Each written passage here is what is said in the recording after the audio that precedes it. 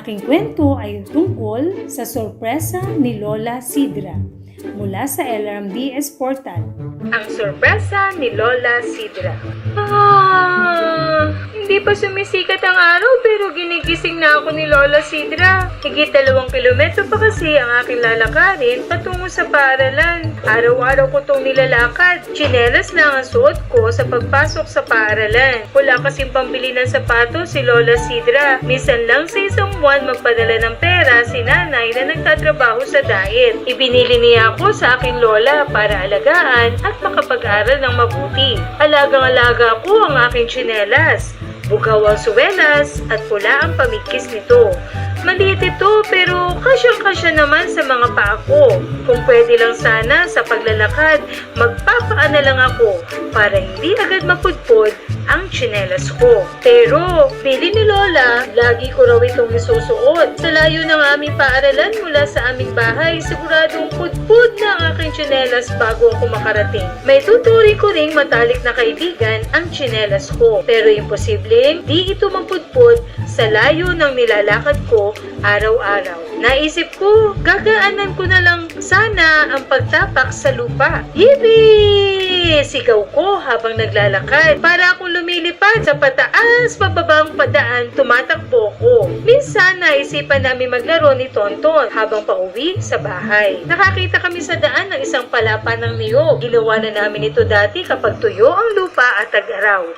Hilahan ang tawag namin dito. Sasakay ako sa palapa at saka naman ito hihilahin ni Tonton.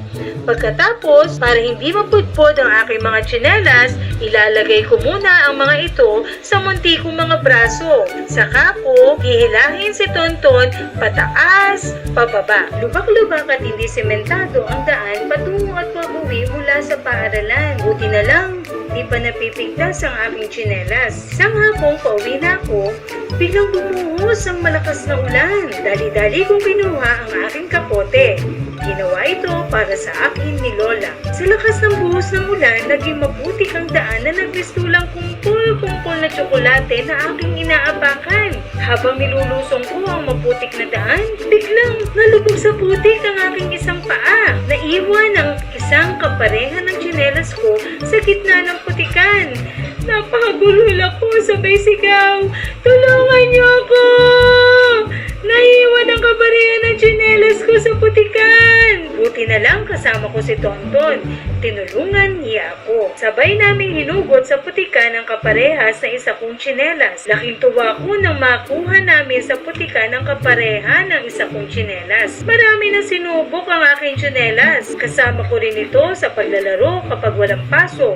Tumbang preso ang aming nilalaro. Pero di nagtagal, napudpud na rin ang tsinelas ko. Nararamdaman ko na ang mga bato sa lupa. May butas na rin ito sa bandang sako. Kaya naitanong ko, bakit kasi sobrang layo ng aming bahay patungo sa paaralan? Sana 10 hakbang lang nandun ako sa aming paaralan. Habang naglalakad ako patungo sa paaralan, nadaanan ako ni Tonton kasama ng kaniyang tatay, sakay ng kalabaw at kariton. "Sumakay ka na, Totoy, para di ka na maglakad," sigaw ng tatay niya. Nagmamadali akong tumalon at sumakay sa malapad na kariton. Buti na lang at lumabas ang kanyang tatay para magpag-iik ng sako ng palay sa bayan. Bugaw na swelas at pulang pamikis ang laging gustong kong kulay ng tsinelas ko.